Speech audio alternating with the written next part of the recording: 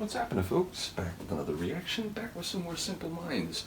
And we're going back to the tandem journey through both the 1980 album Empires and Dance and the 1986 album Once Upon a Time.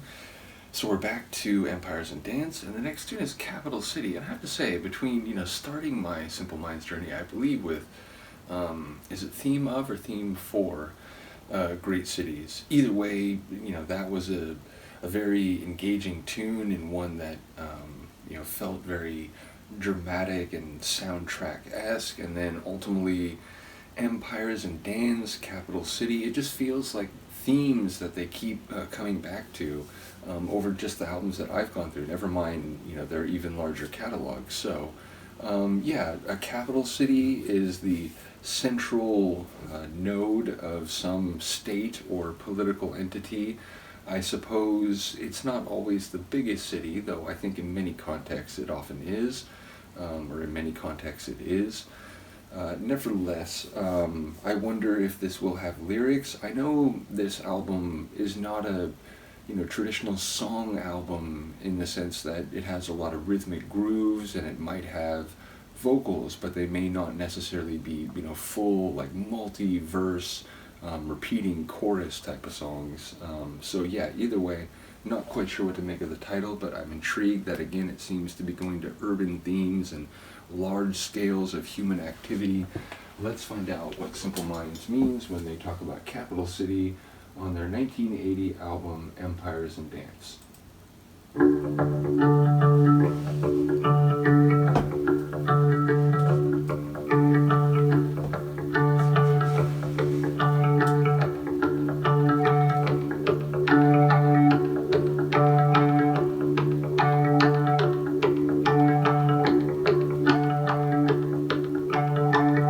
Either clock or metronome.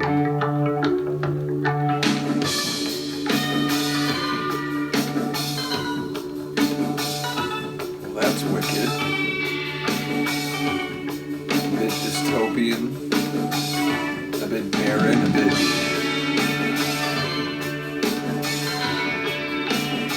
bit mysterious.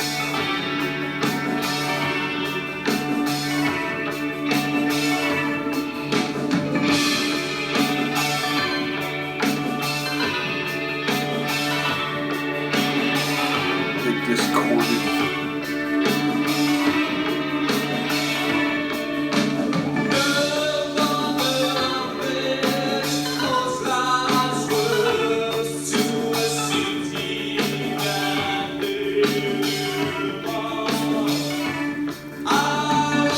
Channeling his inner David Sylvian a bit.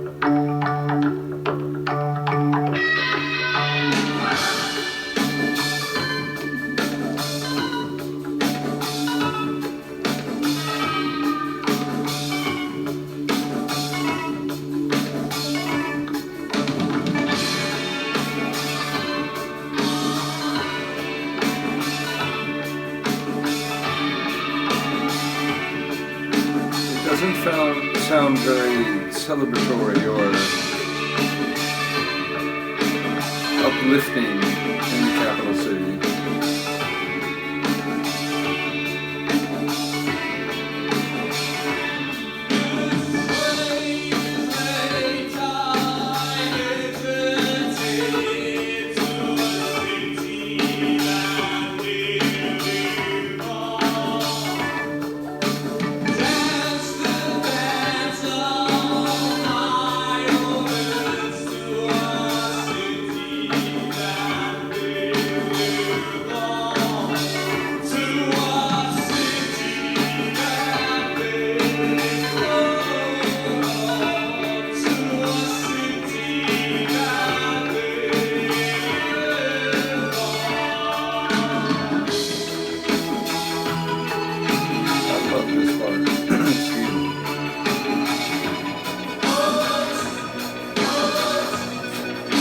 Ready for that this time.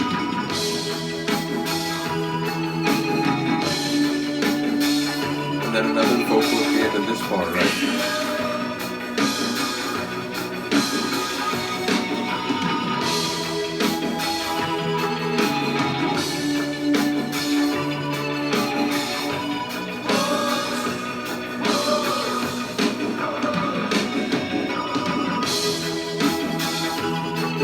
Very like art rock, like it feels more eccentric than a lot of other music I've heard from them, in a good way.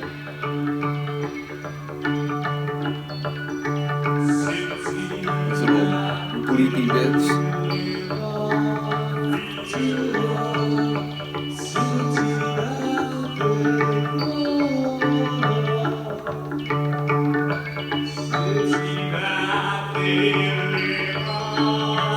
They live on. That's what he's saying, right? I was confused by the preposition at first. Normally you say live in.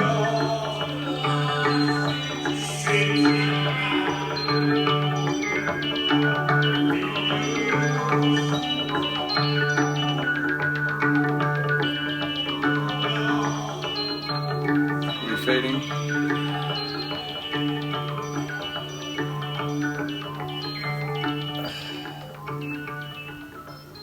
This, I've used the word synth rock a lot to describe some of the stuff I've heard from their albums in the early 80s that I've gone through, the first half of the 80s.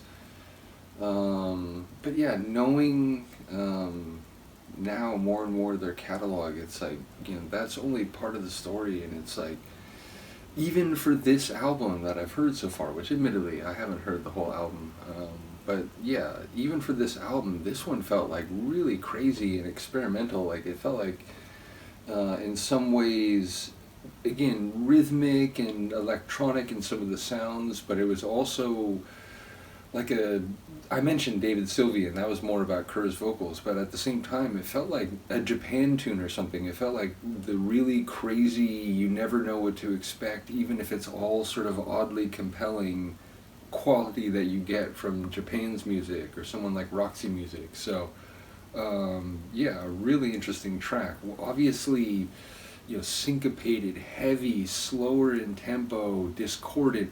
Not what I maybe expected. Not that I necessarily expected a very uplifting or grand visionary type of sound, but I definitely didn't expect it to be sort of future dystopian. I was imagining sort of a society hanging on post-apocalypse, but sort of laid to waste even as people, get by and, try to function.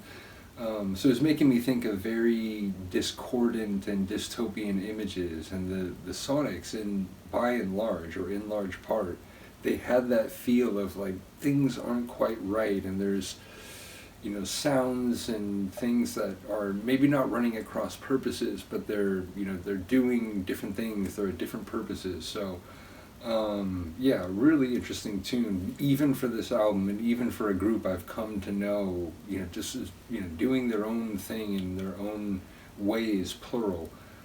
So once again, shout out to Philip for sharing the larger Simple Minds catalog.